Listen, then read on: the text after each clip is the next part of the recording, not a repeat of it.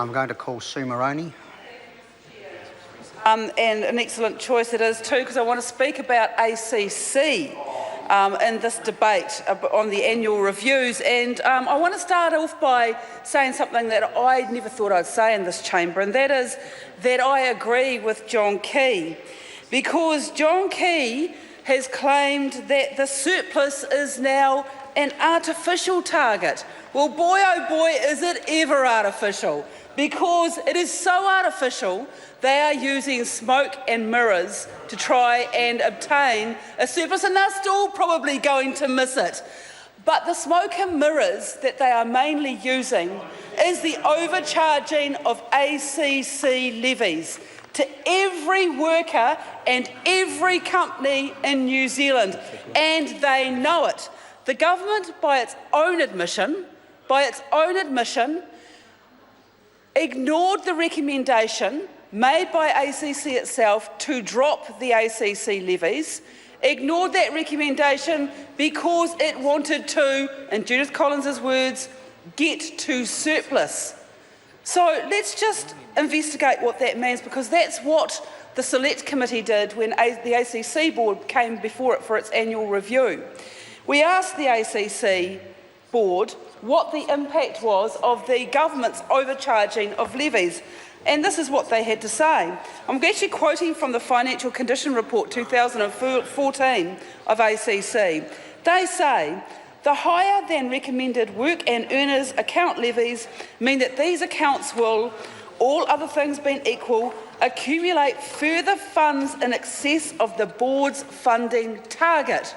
What that means, Mr Chair, is that the government is putting its sticky fingers into the pockets of workers and companies to the tune of $350 million a year, $350 million that they do not need to cover accidents and injuries, because they are using this technique to try and make it look as though the Crown's books are in surplus. So I agree with John Key, it is completely artificial.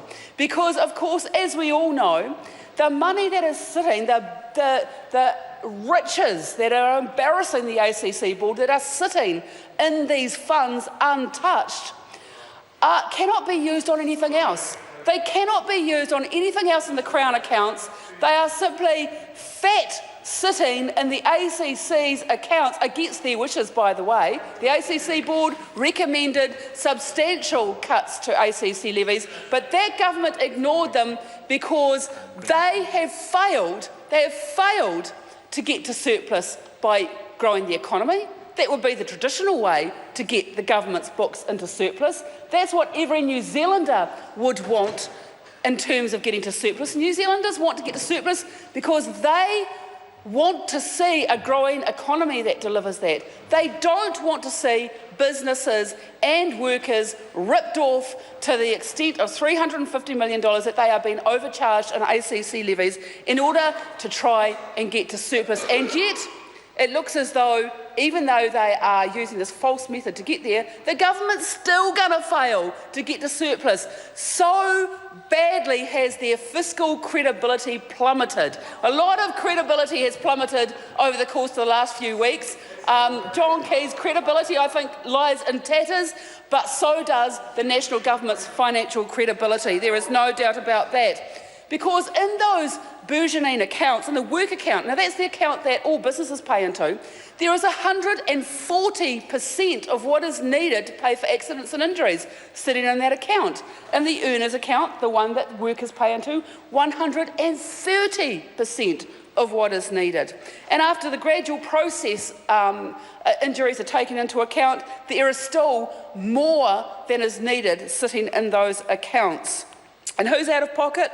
Well, it's the companies and the workers. And here's the bizarre thing about it, Mr Chair.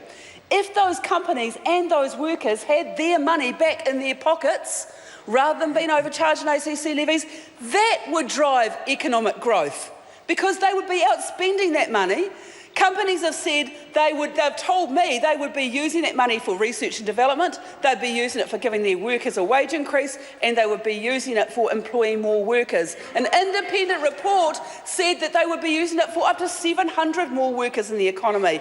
That's the bizarre thing about what they are doing. And then there is the motor vehicle levies. Call James Shaw. Tanakwe.